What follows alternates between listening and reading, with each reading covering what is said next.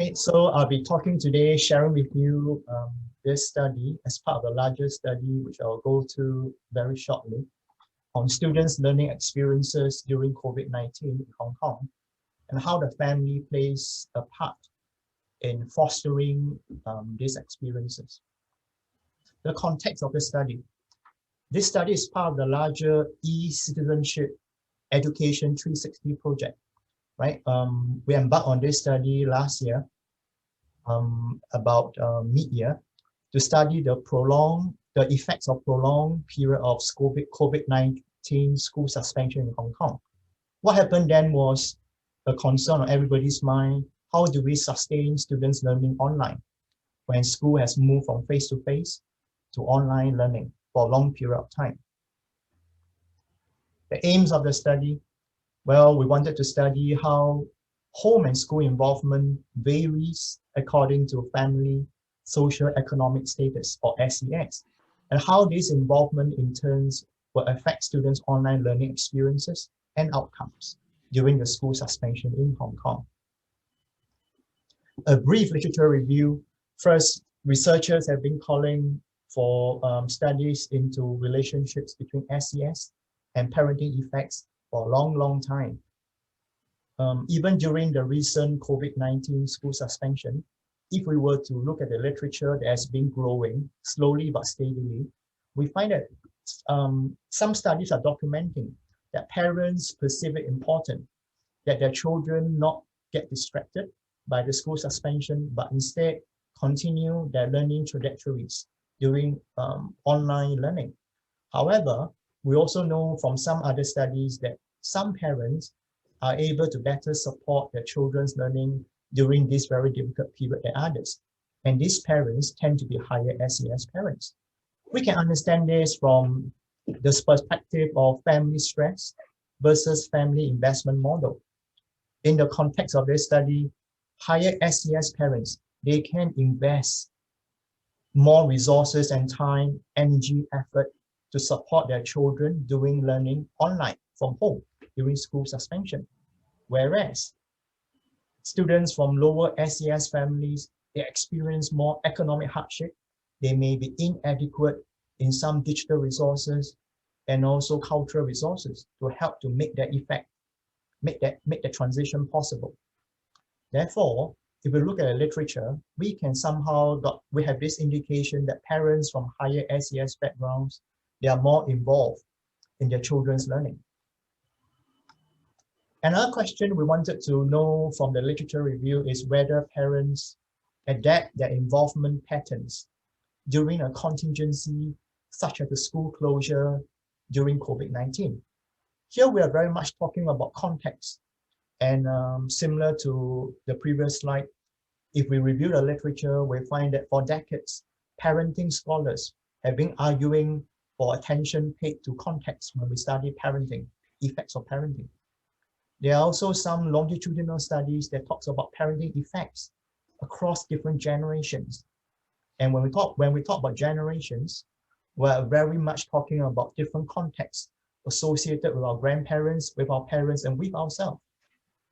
And if we look at the growing literature on COVID-19 online learning in the last 1 year or so, there are also some studies that talk about how parental involvement affects very specific aspects of their children online learning.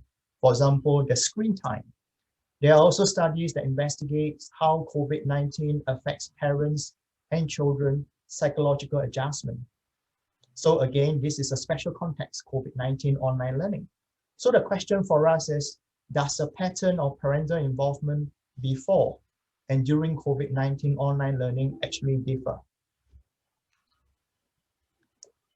We also look at the literature on the influence of parental involvement on students' learning outcomes. Well, the literature can be described at best to be inconclusive or mixed in findings. Some researchers found that, well, parental involvement practices, they do affect students' learning outcome positively. And these practices could be things like home learning, home reading, high parental expectations, how the parent interact with the child at home, and how the parents support the child, especially when the child is young. There are also studies that found that it's inconclusive for the influence of parenting on student achievement. In the realm of digital learning, online learning, there's also a perspective where researchers try to see how parents mediate children's learning online. For example, parents on the one hand got to maximize children's learning online. There are lots and lots of learning opportunities. At the same time, they're trying to protect their children from risk involved in online learning. For example, cyberbullying. So the question for us is, does parental involvement actually influence students' online learning experiences and outcomes during COVID-19? With that, we derive our conceptual framework that underpins the whole study. Here you will see we have family SES, and we hypothesize that it will affect parental involvement patterns before and during school suspension. And SES and parental involvement then affect students' online learning experiences during the school suspension. And this in turn affects their outcomes, learning outcomes during the school suspension. And in the next few slides, we're going to talk about the methodology involved and the results stemming from this conceptual framework. We derive our sample from survey data collected from more than 900 secondary school students and their parents during mid-2020, when schools in Hong Kong resumed briefly after a long protracted suspension since the start of 2020 due to COVID. In terms of variables that we measure, in terms of SES, we have 3 indicators: parental educational attainment, financial hardship, and whether parents perceive that they have adequate digital resources at home to support students' online learning during the school suspension. In terms of parental involvement, there are 2 sets of variables: before school suspension and after school suspension, and they are broadly similar. For example, before school suspension, we ask parents about whether they communicate with their children, at home regarding either schoolwork or non-schoolwork. Whether parents monitor their children online learning activities, again before suspension. Whether parents participate in school activities. This can be volunteering, this can be attending meetings and so on, or during or before school suspension. And whether parents and teachers talk to each other, either on their own initiative, parents' initiative, or teachers' initiative, regarding their children's learning, again before suspension. Likewise, we ask questions about what they do during the school suspension, whether parents monitor their children's online learning, whether parents help in their children's homework, and this is quite demanding during the school suspension, because basically the children spends a lot of time learning at home. So the parental involvement is very important. Whether parents participate in school activities during the suspension, and whether parents engage teachers in discussion, again during the school suspension. Student learning outcomes, there are two variables.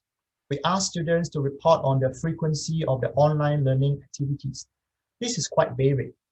It can include things like they attending lectures, online lectures from their teachers. It can be interactive lessons that they attended. It can be discussions with their classmates on learning. It can be them submitting assignments online and so on. We also ask students to report on their perceived obstacles to online learning. For example, do they feel that they have adequate Wi-Fi bandwidth at home to support their learning? Is the home environment conducive for them to do online learning at home? In terms of student outcomes, we ask students to report on their self-perceived digital skills that they have acquired. And this includes coding skills, includes skills that you need for online learning. It can also include skills about troubleshooting when you are doing online learning. We ask students about how they manage adverse events and news during the school suspension. How far can they manage their own emotions and their thoughts processes? We also ask a series of questions on their anxiety level after school resumption. We wanted to know, do they feel that they can adapt back to face-to-face learning? Are they worried about assessment, when schools resume and so on. So these are outcome variables. We use CFA to validate the skills, the different skills that we have stemming from the variables that we measure. We use SCM to unravel the relationships between SES, parental involvement, students' online learning, and outcomes. So what did we find? Well, before that, it's always good for us to remind ourselves of limitations. After all, no studies is perfect. This is essentially a cross-sectional survey study, so we don't want to overly make bold claims of causality. So all claims of causality has to be interpreted in the context that we are living in, and also with the benefit of the theory and the literature. While future studies can, of course, use experimental or at least longitudinal designs to examine long-term effects of SCS and parental involvement on student learning outcomes. Another limitation, we measure students' learning experiences and outcomes from their own reported data. Future studies can triangulate this source of data with that from teachers and also parents to give an even more holistic perspective. So next, the results. I'm going to share with you the results section by section so that we can focus a little bit better. First, on SCS and parental involvement before the school suspension. We find that parents who are more educated, they tend to talk more to their children. They tend to monitor their children online learning more. They tend to participate in school activities more before the school suspension. We also find that parents who reported receiving financial subsidies, they tend to communicate with their children less, but they tend to engage teachers more to discuss about their children's learning. In terms of the relationship between SCS and parental involvement during school suspension, we found that parents who are more educated, they tend to monitor their children's learning more during the school suspension, but they interact with their children's teachers less, again during the school suspension. We also found that parents who receive financial subsidies, they tend to interact more with their children's teachers. So if you look at the relationship between parents and interactions between parents and teachers, and also between parents who receive subsidies and between interactions teachers and parents, we find we seem to have this pattern of results that suggests that parents approach teachers when they needed more support in their children's learning. If we compare this group of relationships with this, which is before school suspension, we find that for this group of relationships, well, there are fewer significant associations. So this seems to suggest to us that parents understand, parents regardless of SCS levels, they understand during the school suspension that they need to be more involved in their children's online learning. The next set of results, we wanted to know what happens, can we predict parental involvement during suspension if we know that parental involvement patterns before suspension, the before and after connection.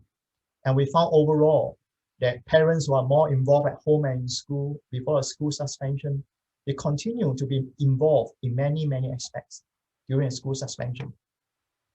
For example, parents who talk to their children more before the suspension, they tend to monitor their children's online learning more.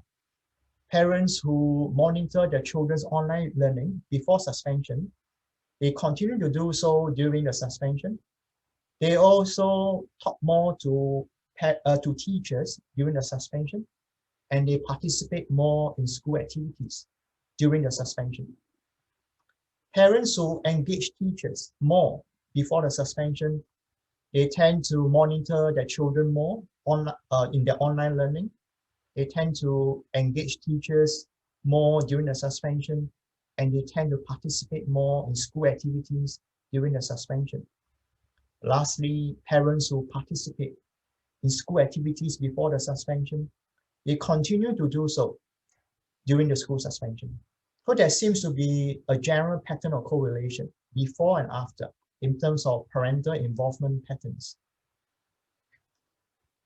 How then do this parental involvement and SES affect students' online learning experiences? So, well, this first part here tells us that parents who are more educated and parents who participate in more school activities during the suspension, they tend to have children who engage more in online learning activities during the suspension. Similarly, parents who interact with teachers lesser. No, okay, let me put it the other way. Parents who interact with teachers more during the suspension, they have children who are more participated. No, who are less participated during online learning during the suspension. So this is a negative relationship. The other variable that we have to measure students' online learning experiences, we find that parents who undergo more financial hardship, right? They have children who perceive more obstacles to the online learning. Students whose home have less adequate home digital resources, they tend to see more obstacles in the online learning. And students whose parents engage their teachers more in interactions, they tend to perceive more obstacles in the online learning. The last set of results, students who are more participative in online learning during the suspension, they reported acquiring more digital skills. They reported being more able to regulate their emotions, and they reported having less worries when school resumed. Students who perceive more obstacles in the online learning during the suspension, they reported having more worries about school resumption. Right? So this is the last set of results. What then do all these results tell us? It seems to highlight the complexities in digital divide, especially with regards to SES and parental preparedness during school suspension during the COVID-19. So in terms of theoretical contribution, the first finding, the first key finding, that we have talked about, where we found that compared to SES, parental involvement before suspension seems to play a greater role to influence the subsequent involvement during the school suspension. So this finding seems to imply that parents are adopting a long-term perspective in their involvement. Therefore, it's insufficient for parents to only start to be more involved in their children's learning when lessons are taken online during a suspension. They have to be continuously involved to reap maximum benefits for the children. Second contribution, the key finding that students benefit from participating online. This benefit seems to extend beyond school suspension. For example, we saw that they are less worried after school resumption if they participate more online during the school, during online learning. And we take that to suggest that, since parental involvement predicts students' online learning, therefore, parental involvement has an indirect protective function to protect students from uncertainties arising from a school suspension. So if parents are more involved, then hopefully their children can be more involved also online in their learning, and therefore they can have a more seamless transition back to face-to-face learning when schools resume. Practical implications, well, if parental involvement is so important, then schools need to encourage higher levels of parental involvement and also to facilitate students' participation in online learning, because it's good for them. It helps them learn better even when schools resume face-to-face. On a broader perspective, when students participate more effectively online in their learning, they are more likely to acquire digital skills. And this is so important for their participation in STEM occupations and education, higher education. These students are also more self-regulated and they are more ready for face-to-face learning, and thereby they minimize the disruptions to their learning when it happens. Now, taking the study forward, researchers can in the future investigate at least 3 questions. How do parents adapt their involvement then in the new normal that we're embracing? How does SES affect the patterns of parental involvement in this new normal? And how does parental involvement in the new normal affect students' holistic development? I invite you to visit our project website if you're interested to find out what we are doing. What I'm sharing with you is just one cell analysis of a bigger study, right? And in the website, you'll be able to find a lot of information. And these are some references that I have. I believe the PowerPoint will be made available, and therefore you can always follow up on these references if they are helpful in some way. And with that, thank you very much for your attention.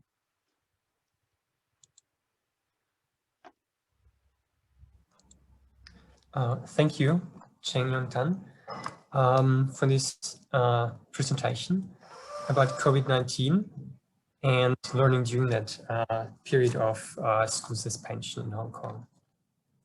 So we will move on to the second talk, and then we'll have a discussant providing some feedback. And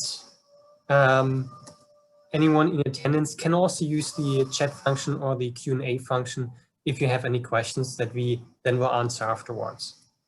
Okay, so the second talk now by Dr. Zaha Ayon is entitled Digitally Deprived Children in Europe. Dr. Ayon is an associate professor at the Department of Economics at the Universitat de Girona in Spain. Her background is in journalism and economics, and her research focuses on the economics of poverty and inequality, economics of the family, labor economics, health economics, and applied microeconomics. And her co-author, Samuel Lado, who is not presenting today, is a research assistant at the Department of Economics at the same university in Spain. And I believe he's in attendance, but not presenting. So without further ado, Sarah, please, the floor is yours. Thank you. Can you hear me well? Yes. Yeah, yes. Good. So good morning, everyone, and thanks a lot for the invitation. It's very nice to be in Hong Kong, even if online. So the paper I will present is, yes, it's co-authored with Samuel Lado, but also Hatla Holmartotir, who is the project coordinator of DigiGen. DigiGen is the European project we are working on the impact of digital technologies on children and young people. And the paper I will present today, it's about digitally deprived children in Europe. And I will define in a minute what do we mean by digitally deprived. So obviously the COVID pandemic has changed the need for internet connectivity and for technological devices for the whole population, but especially so among children. Because, you know, in the attempt to hold the spread of the coronavirus, many countries moved their education partly online or fully online. So having access to a connected computer, it really is the difference between being able to keep up with education or falling behind. Completely behind. Yet, you know, not all children in Europe, even if we are a very developed economy, not all children in Europe have an internet connection or a computer that they can access to. So just to give you an idea of the main results of the paper, using data from the EU SILC, which I will present in a minute, we have 5.3% of children in Europe that are digitally deprived. And that means that they cannot afford to have a computer, or they live with adults that they cannot afford to have internet connection. So what the paper does is to provide a kind of a detailed account of these numbers. So who are the digitally deprived children in Europe, and what are the socioeconomic background characteristics that are associated with being digitally deprived. So a little bit about literature review, although I will focus most on the results. For a while it seemed that the first digital divide that research worry about was really access. But at some point, it was assumed that access was largely resolved. So in a way, the research moved from looking into access for children onto looking about digital use and digital competences. So understood as the digital skills, and that was referred as the second level of the digital divide. So basically we for a while forgot about access and we focused rather on competencies. So yet the pandemic has come to show that the assumption that everybody has access and can use the internet is inaccurate, and this paper comes to prove that. So we will show that the first level of digital divide is not resolved, and there are actually quite a few children in Europe that have problems of access to internet connection or a usable computer. Of course, there are many definitions of digital divides. So we will kind of adhere to the definition provided by the OECD that interprets the digital divide as the gap between individuals, households, businesses, and geographic areas at different socioeconomic levels with regard both to their opportunities to access information and communication technologies and to their use of the internet for a wide variety of activities. Okay, so more concrete about the data we use and the definition of what do we mean by digital deprivation. So the data we use is the European Union statistics on income and living conditions known as the EU SILC. It has two forms, the longitudinal form and the cross-sectional form, and that's the one we use for this project, and it's provided free of charge to researchers through Eurostat. And Eurostat, probably you know, it's a European Statistical Office. So most of the data we use is from 2019, and that is the last wave of data, but we also have information for the last 5 years, which we also use in the paper. And the great advantage of the EU SILC is that it allows comparative analysis, so variables are comparable across countries. And at the moment, there are included 32 countries, which provides us with a nice database that allows us cross-comparative analysis. Also, it's a very nice, it contains a lot of information on the socioeconomic background of children, from household income to parental characteristics like their labor market attachment or their level of education. We also know about household structure, whether they have problems with material deprivation, whether they are poor or not. And of course, it allows to track changes over time. Now, the information on digital deprivation is contained in two variables. That's the only two variables there is in the database, so we have made the most out of what we have. The one is HS090. It's the one that collects household level answers to the question whether the household has a computer or not. And then if the household answers that they don't have a computer, the next question is whether they don't have it because they feel that they don't want to have it or because they cannot afford it.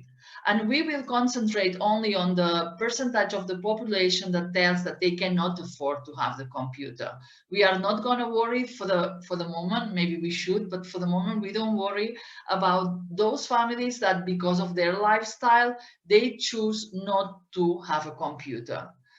And then we also focus on a second variable that collects information at the individual level on whether the adults in the household have an internet connection for personal use when they need it. And again, if the answer is no, they are further asked whether they don't have it because they don't want to have it or because they cannot afford it. So we are going to define as a digitally deprived child, the child that lives in a household that cannot afford to have a computer or live with adults that cannot afford to have internet connection. Okay, so basically what we are trying to measure in this research is what we call enforced lack. We are not interested on lifestyle of families. We are not interested whether they chose not to have a computer or not to have internet connection because they don't want to provide it to their children. We are really concerned about those families that would like to have a computer and would like to have internet connection, but simply they cannot afford it. Okay. So here are some of the results. So as I said, 5.3% of children in Europe are digitally deprived. And when you look at our colored map here, you can see the different degrees of digital deprivation across Europe. So while the percentages are very low in the north, continental Europe and the Nordic countries, the color is much darker in the south and particularly in the east, which indicates that the percentages are very high for these countries, much higher for these countries. And in some countries, they are really high. So in Bulgaria or Romania, we're going to have more than 1 in 5 children do not have access to a computer or an internet connection. And this means that when the education moves online, 1 in 5 is not going to be able to follow their education. Of the 2 indicators that we have used to define a digitally deprived child, it is the lack of the impossibility to afford a computer, the one that drives mostly the results. So it seems that families can more likely afford to have an internet connection because this is rather cheaper, of course, than affording a computer, and they can have it in their smartphone and you know, maybe other devices. Instead, being able to afford a computer is the one that shows the highest percentages. Now, as I said, of the 2 items, the inability to have a computer is the one that drives the results. And then when we look at the trend over time, we have computed how it has moved the percentage of children being digitally deprived, and you know, most of countries have moved really in the right direction. So particularly Romania and Bulgaria, who are the countries that are more affected from the beginning, they really show a decrease in the percentage of children affected, but they're of course very far away from the desirable percentage. Still, there would be today 1 in 5 out of internet and out of computer. The rest of the countries, you can see that there is very small movements, and that is because already in 2015, very few of the children in these countries were affected by the problem. Now, we considered, we wanted to see which are the household characteristics that are associated with digital deprivation, and we considered some sort of 6 vulnerable groups, and that is being in a single-parent household, in a poor family, in a severely materially deprived household, with at least 1 parent of non-European origin, with parents that have at most lower secondary education, and with at least 2 other siblings under the age of 18. So this would mean that in the household there's at least 3 children. And these are the results. On the right-hand side, you can see the graph that tells us about the increase in the probability of being a digitally deprived child if you happen to have one of these characteristics. And as you can see, for example, being severe material deprivation multiplies almost by 7 the probability of being digitally deprived. And the same is true for 2 other important characteristics, and those are being in a poor household and having low educated parents. So being in a poor household multiplies the probability of being digitally deprived by 2.9, and being in a low educated household by 3.3. So these are the 3 main characteristics that stand out as the characteristics that are associated with digital deprivation. The rest of the factors are all statistically significant, so they are relevant, but they don't have the same degree in the strength of the association between the risk factor and digital deprivation. So a little bit about material deprivation. Material deprivation is an indicator that Eurostat produces to kind of follow the progress of European societies. And it's a compound indicator made up with different indicators, like, for example, being able to afford a meal with meat or fish every second day, or being able to go on holidays maybe 1 week a year. So it is, you know, the one that is really most closely related with digital deprivation. And it just tells us that it's an accumulation of deprivation. It's not just that these kids suffer the digital lack, they suffer lack in many other dimensions.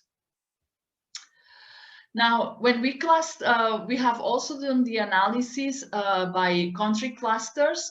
So we have taken like Southern Europe, Northern Europe, Continental Europe, the Anglophone Europe, the Saxon and the Baltic countries, and like that. We can see that in different areas or different contexts, the different risk factors have a different importance. But for example, material deprivation is always there.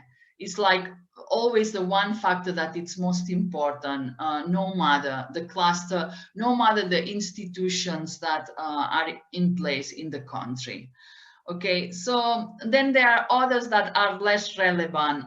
For example, being from an immigrant origin. So in the Eastern European countries, actually, being from an immigrant family does not increase the probability that you will be a digitally deprived child. As I said, poverty is one of the, material deprivation is the stronger determinant, but it is also poverty, a strong determinant of digital deprivation. And for example, only with the only exception of Northern Europe, that shows a high risk, living in a large family has a more muted effect. So that's not the kind of a policy you would want to implement to help large families, because that kind of a characteristic is not really associated with digital deprivation, not in such a strong way. And for example, having parents of non-immigrant origin, non-European immigrant origin, as I said, actually reduces the likelihood of digital deprivation in Eastern Europe. That's probably because these families have very much need to be connected with their families abroad. So probably when they have to give up on something, that's the being connected, having an internet connection is going to be one of the last things that they give up. Okay, so we have thought that what could be the policy implication or even methodological implication of our results, and we have considered that you know, maybe what we need to do from now on is to change the actual definition of material deprivation that is used by the European Commission to monitor the progress of society. Here you can see the list of the 9 items that are used to measure material deprivation, so to avoid arrears, to keep the home adequately heated, to face unexpected expenses, to eat meat or proteins regularly, to go on holidays, to have a television set, to have a washing machine, to have a car and a telephone. But none of these very basic indicators contain anything about digital deprivation. So our proposal in the project is that probably you could substitute the indicator for having a television set and include an indicator for digital deprivation. And we believe that this would somehow update the definition of material deprivation. So when we do that, of course, the percentage of children that are affected by material deprivation increases. So 14.8% and 7.4% of children are in material or severe material deprivation. So material deprivation means that they are lacking 3 out of the 9 items, and severe material deprivation means that they are lacking 4 out of the 9 items. So about 15% of children in Europe are materially deprived, and 7.4% of children are in severe material deprivation. And then when we would add also digital deprivation, we observe an increase in most of the countries. So for example, while in some countries the increase in the percentage is rather small, in Romania, for example, we observe an increase of 3.7 percentage points in material deprivation and 5.5 percentage points in severe material deprivation. And we believe that these numbers should be taken into account when thinking of social cohesion policies in Europe, because if you are living outside the monitoring of the progress of your society, something that became really relevant, and it's unlikely that having access to internet and to a computer is going to be less important in the near future. We also observe large increases in Spain and also in Bulgaria. So here's the map, for example, of material deprivation and severe material deprivation. You can see again this north-south divide, by which, you know, in the Nordic countries and continental Europe, the percentages are relatively low, but they are much higher in Southern Europe and Eastern Europe. And these would be the percentage points increase when we would be adding to the definition of material deprivation, we would include digital deprivation. So for some countries it's nearly 0. Well, for some countries it can go up to 4 percentage points in the case of material deprivation, and it can go up to 6 points in the case of severe material deprivation. So a considerable percentage more of population being affected. So what I try to show you is that digital deprivation is still a problem among school-age children in some European countries, more in some than others, but it is still a problem. Of the two items considered, the focus should be on affordability of a computer or a similar device that would allow children to continue with their education. And as we have seen, the phenomena is particularly widespread in Southern and in Eastern European countries, and it affects children that are living in a household that suffer other dimensions of material deprivation, also that they are in poverty or that they have low educated parents. So our final argument is that we believe digital deprivation should be included in the European Union definition of material deprivation or severe material deprivation, because only when considering the digital dimension, the definition is really up to date. And that's it. I think that's all I had to say for now. Thank you. Oh, sorry. Yes, we have in case someone wants, we have a working paper already. It's in the webpage of our of the DigiGen project, and you can find it under the working paper series. It's working paper number 3. In case you like to see all the results and the full paper. Thank you.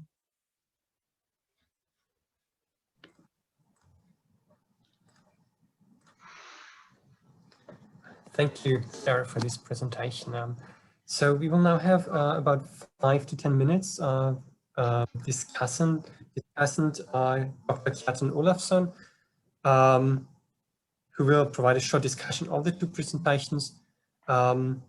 Olafsson is currently an assistant professor at the university, and I hope I say this correctly, University of Akureyri in Iceland, and he specialized in media studies, quantitative methodology, and cross-national comparative research.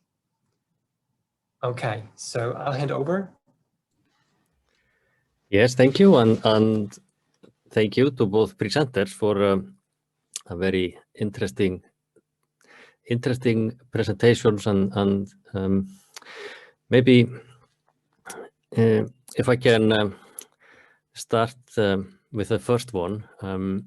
So I would be curious to know a little bit more about 2 things. One is effect size. I mean, what kind of effects are we talking about in terms of SES versus various outcomes? and also, and that maybe, you know, relates to both presentations. Yeah, socioeconomic status kind of merges together the social dimension and the economic dimension, and thinking about the things that Sarah has been talking about. Yeah, can you estimate to some extent what, you know, which bit comes from the economic dimension and which bit comes from the social dimension when it comes to parental involvement in their children's education? Thank you so much for the question. Well, I must admit, I have to revisit the stats, you know, to ascertain the exact magnitude of the effect sizes. But of my memory, we're not talking about large effect sizes, okay? We're talking about moderate effect sizes. And I remember particularly the effect sizes associated with parental involvement before suspension, right? It's much bigger than SES in predicting parental involvement after suspension. No, sorry, during suspension, before and during, right? So, well, but if I were to hedge my bets using the literature and from my own other studies, I think to say that it's moderate, I think would be very safe. Yeah. Yeah. Thank you. But what about, you know, the economic dimension versus the social dimension? I mean, yeah, I think it's difficult to actually tease them apart because you see, when we talk about SES, what exactly are we talking about SES? In our study, we have 3 indicators for this particular self-analysis. And they all seems to suggest, you know, we have things like education, parental education. We have things like financial subsidies, which is money, income, a proxy of income. But actually, are they really just income? Income is related to actually education, right? If you're more educated, there's a higher chance you'll earn more income. And what's education? Education is cultural. It's a cultural attribute. It's not just about finance. So I would say, if you ask me, I would say it's more holistic. That's why SES as a term implies social economic, right? It's more than economic.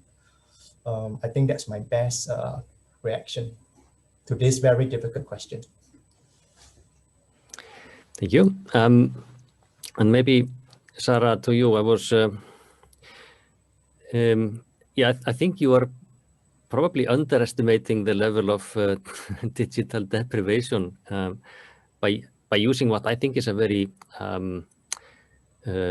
well, it's a strict, you know, thing not to have a computer, and thinking especially to Northern Europe. I would imagine that behind maybe, you know, general accessibility to devices, there is maybe a more hidden digital divide. I'm thinking, for example, about my own country, which is very sparsely populated, and you know, in rural areas, you will not necessarily have access to high-speed internet connection, and then you know, maybe we also get within the digital world this kind of relative poverty. So if the school system kind of well, expects more or less everyone to have high-speed internet connection, then the type of educational material that is available maybe requires more bandwidth and more data download. And so, whereas probably if you think about more materially deprived countries, the school system might to some extent compensate. You know, the teachers will know that, you know, quite a few of their students do not have access. Whereas if you get into these smaller percentages, maybe it's there is more likelihood that the teachers will forget about the 1 or 2 kids that do not have unlimited data access. And as you said, I mean, and also if you think about, you know, before and during the pandemic, I mean, before the pandemic, maybe it was quite enough for a child to have, you know, internet access through their smartphone, but all of a sudden they need to do stuff that they don't usually have to do. So, and I mean, in my university, we use a lot of online meetings and stuff. And even for those people, you know, who are university students, they found out that, you know, during lockdown, when maybe not only them, but also their kids had to be using the same internet connection, and having 3 people simultaneously on Zoom meetings, and then you don't have, then you kind of realize that the connection you have is not maybe up to standards. And so, yeah, I'm wondering about this kind of, you know, relative digital poverty, and also, you know, if when everyone kind of gets better connectivity, then those with, you know, in material deprivation, they maybe fall further behind, because and that is maybe something also that could be present when we think about, you know, children before and during lockdown. This,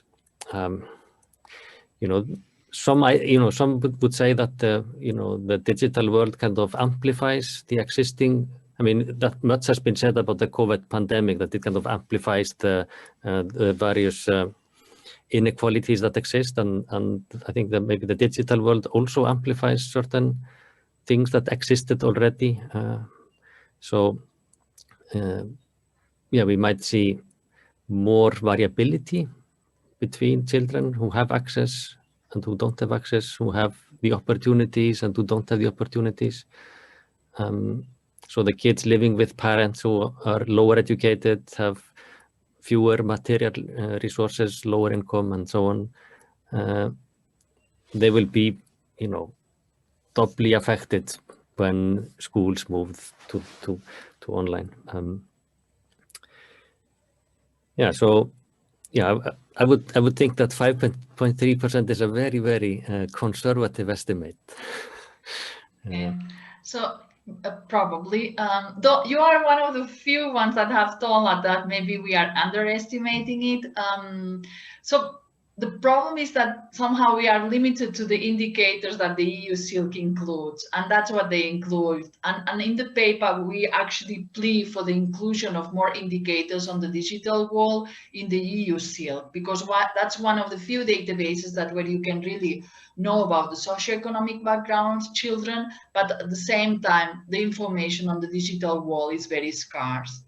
And I agree that the speed of the internet connection matters, and also the actual number of computers in the household. You know, there could be like 4 children in the household or 3 children in the household, and having a computer is not enough when they all have to connect to different classes, doing different sort of homework, you know, but that information is not available in our database. So we know whether they have a computer or not, but we don't know how many computers they have, and we don't know, you know, how many of the children would have actually needed the computer.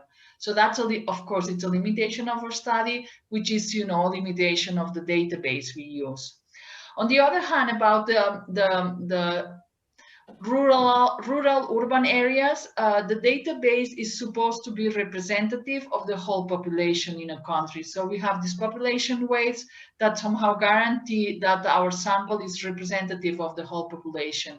So even though we don't have a very accurate information on whether the family is in a rural or urban area, we do know that it's supposed to be representative. So I agree that there might be, you know, some child somewhere,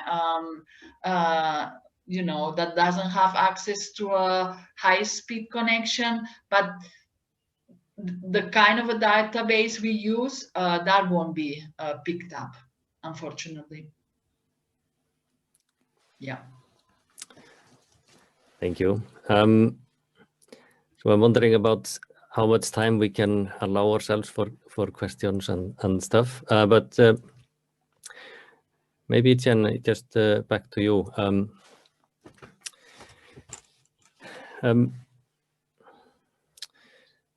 Yeah, I mean, we were talking about, and I have to admit that my knowledge of you know, society in Hong Kong is quite limited. But so I'm wondering if you can tell me a little bit more about kind of the actual conditions when I mean, during lockdown, how much of a change was it, you know, between the two periods? I mean, the before and after. Yeah, we talk about lockdowns, but the idea might have different connotations in different countries. So a lockdown in Iceland is quite different, I think, from lockdown in Hong Kong.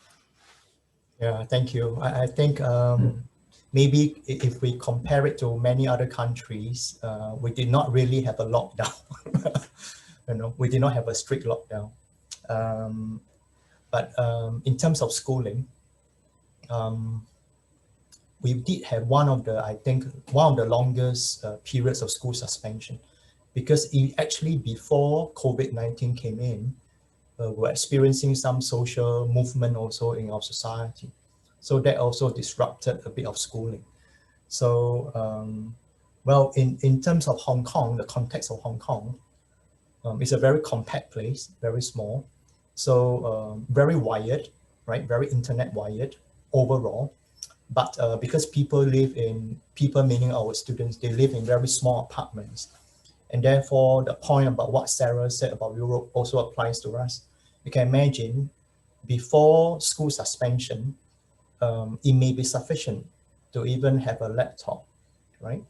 But during the school suspension, because of the very small flats that most families live in on average, it is an issue. If you have, let's say, 2 children or 3 children at home, they have to be insulated somehow from each other when they attend lessons and when they participate, when they talk. But it may be a luxury for some who are very poor, who come from very poor families. So that is the context that we are looking at. So at that time, when we have that school suspension, I think different parts of society are very concerned. Schools as well, and everyone's trying their best to see how to make learning as undisrupted as possible, right? Yeah, that's the context. Okay, I would like to thank Dr. Olafsson for these questions and comments for both presenters, and also the presenters to respond to them right away.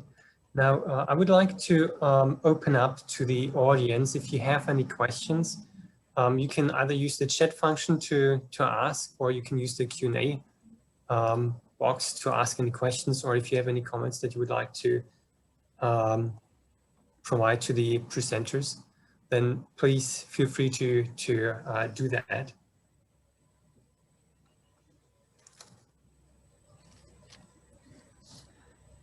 In the meantime, as we're waiting whether some people from the audience have any questions, I would like to. I do have one question for each of you.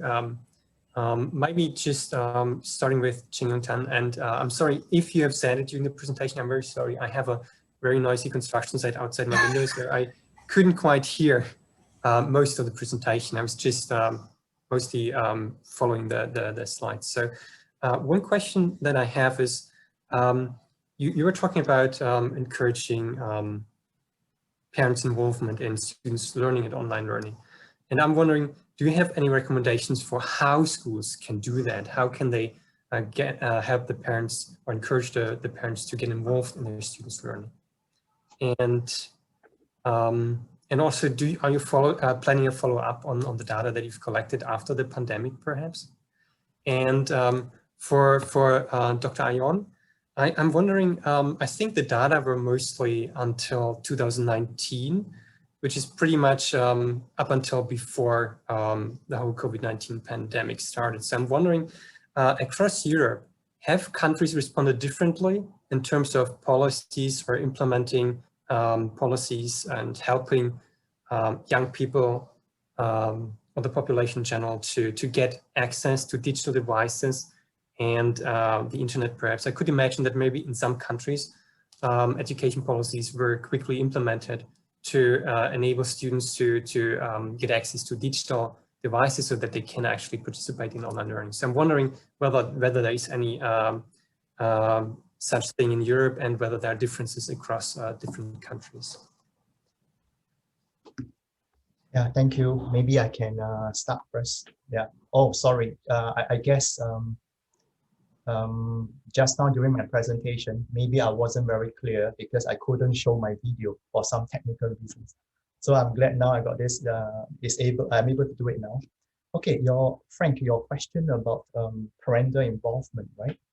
About how it may be different during protracted periods of school suspension versus the old normal, where you just had very little online learning and mostly face-to-face. I guess parents may need to do a lot more now. And of course, it's not that easy to do so. First is to encourage and share with their children how to participate in online lessons more fruitfully. My observation is this: a lot of students, and I don't know whether it's an Asian phenomenon, a lot of students are very reluctant to show themselves online and to participate. You see? So I'm not sure whether parents can actually share with their children new norms of engagement in learning. Another thing I think parents can consider doing is really to safeguard the health aspects of the child in learning online, long periods of time. There are a lot of anecdotes whereby parents complain that their children suffer worse eyesight because of prolonged Zoom lessons online. So this definitely goes into health-seeking habits, not just academic learning. And I think the other thing that has been around for quite a while, even before this, is IT savviness. How it's like digital divides. Both Sarah and I talk about digital divide. The second level about consumption. Can parents actually scaffold their children to consume information from the internet more critically? I can imagine with more online lessons, there'll be a greater need for students, especially in the secondary and high school level, to use more of the internet resources to find information and to learn. So those skills comes in. It's no more periphery. It becomes very core, very fundamental, very central. So that's my 2 cents worth for the parental involvement question. With regards to data collection, yeah, definitely is a worthwhile thing. And going forward, if we look at what's happening around the world and Hong Kong, I suspect we're expecting more intermittent forms of school suspension, school resumption, hybrid blended mode of learning. It is going to be a very exciting and sometimes chaotic form of learning. And therefore, how does this new normal look like? What does it mean for students' learning, especially in the long term? This is a big question that I think policymakers, educators, parents, and even students will want to know and to be prepared for. This is really a contingency, a new normal. Thank you. Then there's also a question in the chat for Sarah. So when you respond, you can also respond to that if you wish. Well, I'm having, it's a bit difficult to follow the chat and follow but okay, I'll try to answer your question first, and then if you want, we can go and move on with the questions on the chat. So yes, the data seems relatively old now when it refers to 2019, so pre-pandemic, but we don't have data for 2020. and we are waiting for the data, but it will not come soon. We already know that there was many difficulties to access to households because of the pandemic. So, you know, it may take still a year or more before we have the data relative to 2020. So unfortunately, that's what it is, and that's what we have to work with. Yes, there was, I of course haven't been able to follow all the different policies that were implemented to kind of, you know, help families with the fact that all of a sudden education moved online and some families didn't have a computer to for their children. I can only give you a couple of anecdotal evidence examples.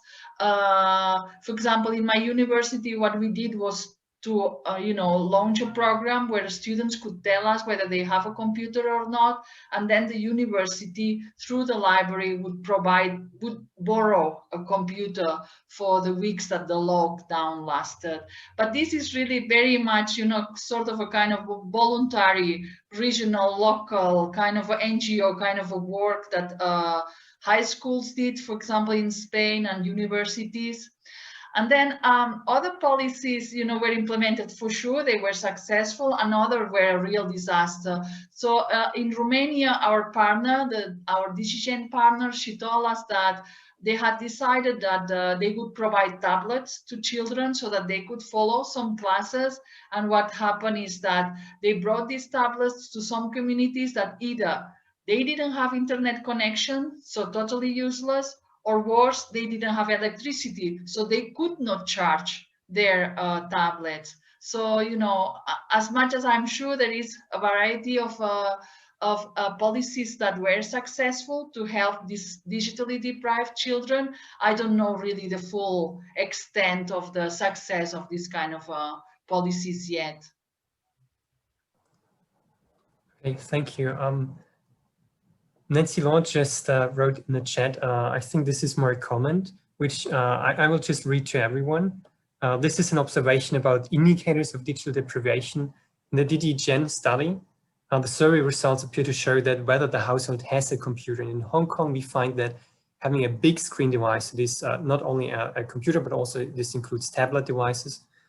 And now few families have desktop computers, and some may have laptops and some have tablets. And what Professor Law says is that we find that those who do not have large screen devices tend to have lower digital literacy, and it would also be much more difficult for them to learn online. Yes, I think that must be true also for Europe. You know, it's very hard to do your homework, especially let's think of writing an essay. It's going to be pretty hard to do it in a tablet. Well, you know, in a computer, it's a completely different thing.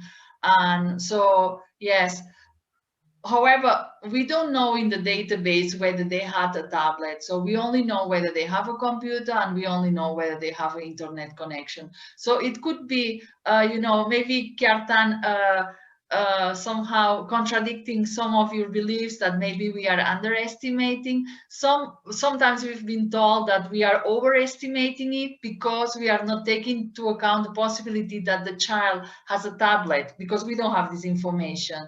So if the child has a tablet and he can follow some of the online classes with the tablet, then maybe digital deprivation is not as high as we measure it.